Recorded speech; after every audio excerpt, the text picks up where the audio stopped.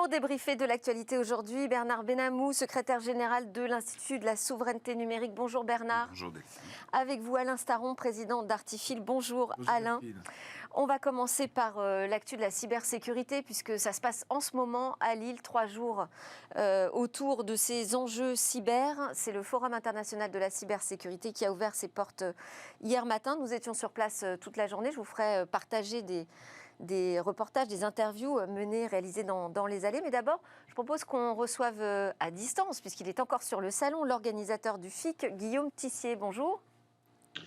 Bonjour, bonjour à tous. On est quelques minutes là, juste avant l'ouverture des portes pour la deuxième journée, qui est finalement la grande première journée. Hier, c'était vraiment une journée d'ouverture. Vous avez accueilli notamment Thierry Breton, qui a précisé quelle était la doctrine en matière cyber pour l'Europe. Il a précisé aussi davantage son dispositif autour du bouclier. On va en parler ça peut-être un petit peu plus tard dans le débrief. Mais déjà, je voulais qu'on l'écoute sur l'Europe et la cybersécurité.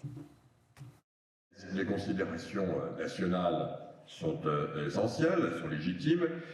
Elles guident peut-être, si je peux me permettre, un peu trop encore parfois nos politiques cyber. Et je pense vraiment qu'il est absolument indispensable de les coordonner, de les impliquer dans une dimension, dans un niveau européen. Et vous pouvez compter sur moi pour le faire avec détermination et sans relâche. Importance donc de la dimension européenne.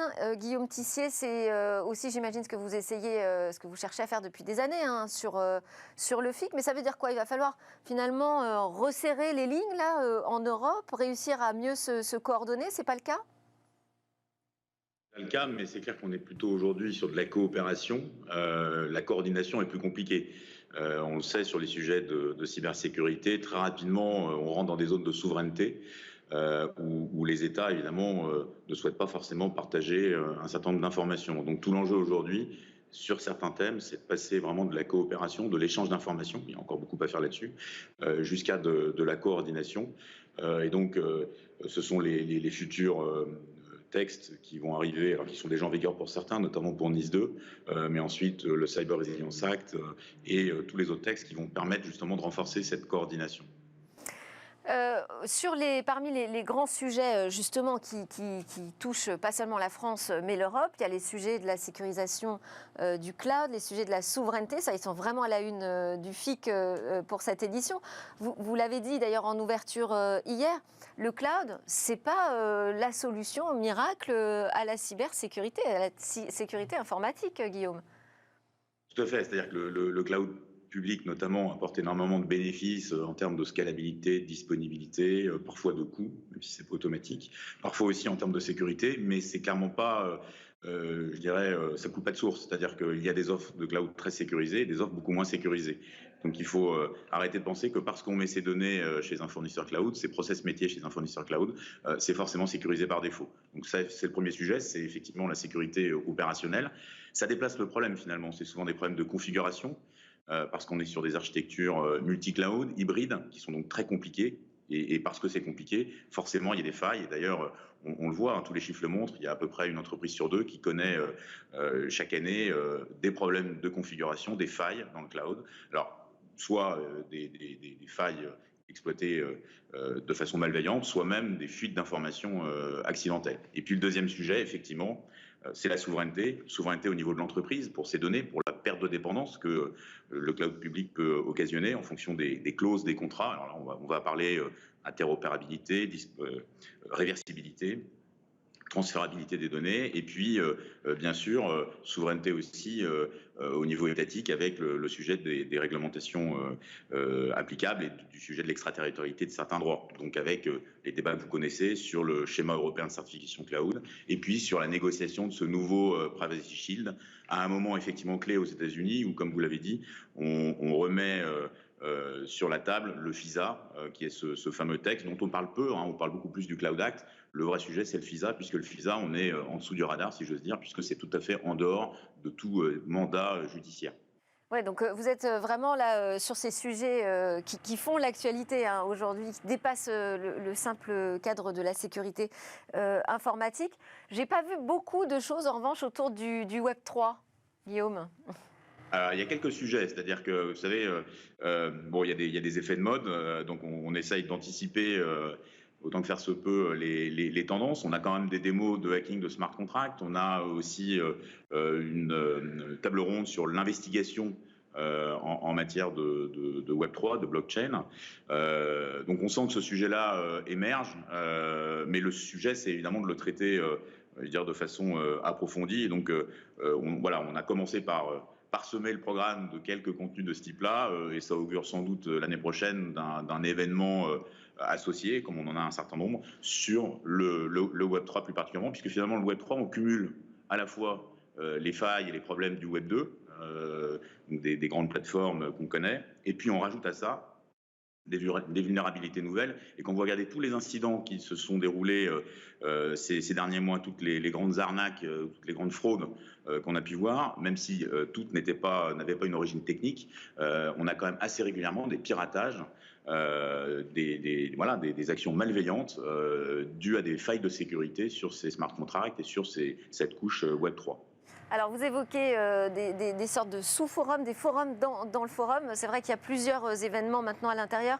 Le CFI, notamment, autour de la sécurité opérationnelle pour l'industrie. Ça a été un sujet que vous avez lancé de manière forte il y a 2 ans, je crois, et qui continue à faire son chemin. Et puis, il y en a un petit peu plus récent. On va écouter Jean-Christophe Le Toquin à ce sujet. Jean-Christophe Le Toquin, cofondateur du Trust and Safety Forum. C'est une sorte de forum dans le forum FIC, c'est ça? Voilà, c'est un événement d'une journée qui est incubé en quelque sorte dans le FIC, consacré aux questions de régulation numérique, donc tout ce qui est question des contenus illégaux, choquants, offensants, difficiles. Donc c'est ça le thème. Et alors, vous organisez des ateliers, des tables rondes. Qui est-ce qui se retrouve autour de la table pour discuter de ces sujets de régulation? Alors, parce que ça se fait avec des régulateurs, a priori. Voilà, donc c'est tout l'enjeu, c'est de faire réunir les régulateurs, les plateformes, les fournisseurs de solutions, les ONG, les hotlines, et aussi on commence les victimes, les survivants qui ont été victimes d'incidents et d'abus. Et cette année, quel est le sujet en particulier que vous adressez?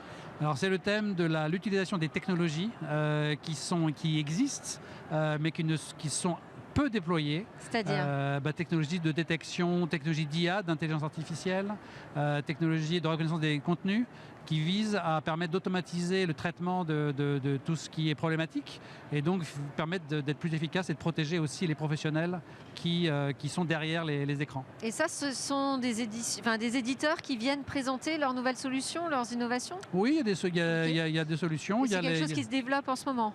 C'est une industrie qui est encore peu développée et peu connue, mais qui est promise un très bel avenir à l'aune des régulations qui arrivent. Et vous avez l'impression que c'est un sujet qui concerne l'ensemble de la cybersécurité aujourd'hui, ou c'est vraiment pris en compte par des éditeurs très spécifiques? Effectivement, c'est spécifique. Et donc, ce qui est intéressant, c'est de les mettre au fixe et justement de faire exister cette problématique et cet univers dans l'environnement. Parce que la cybersécurité, la cybercriminalité, ça englobe tout ça, tous ces risques du numérique. Oui, mais ils n'étaient pas. On traitait de cybercriminalité au sein du FIC, notamment côté police, par exemple. Ouais. Mais il n'y avait pas la communauté des professionnels de la Trust and Safety qui n'avaient même pas de nom. Et ils ont un nom depuis 2 ans. Super. Merci beaucoup, Jean-Christophe. Merci Delphine. Et voilà, ils ont un nom maintenant, ceux qui travaillent sur ces questions de violence en ligne et d'abus. Guillaume Tissier, je crois que vous attendez environ 16 000 personnes sur ces 3 jours, sur le salon? 16 000 personnes en physique, et puis sans doute environ 5 000 à distance, puisqu'on a gardé, ça c'était l'une des conséquences du Covid, on a gardé la dimension en ligne également, ce qui permet de rayonner un peu plus, puisque le FIC est non seulement un événement d'écosystème, mais en plus un événement en voie d'internationalisation. Bon, eh bien, en tout cas, c'est un salon où on trouve plein d'offreurs de solutions, mais pas seulement, hein, c'est un salon aussi où on traite des sujets de fond. Malheureusement, les politiques n'ont pas voulu être présents pour des raisons polémiques qu'on ne va pas évoquer ici, ce n'est pas notre sujet dans Smartech. Voilà, merci beaucoup Guillaume Tissier de nous avoir parlé du FIC 2023. On va continuer d'ailleurs à le faire vivre dans cette émission avec d'autres reportages. Ce sera donc notamment un des sujets de notre débrief, mais pas seulement. Tout de suite, donc le débrief de Smartech.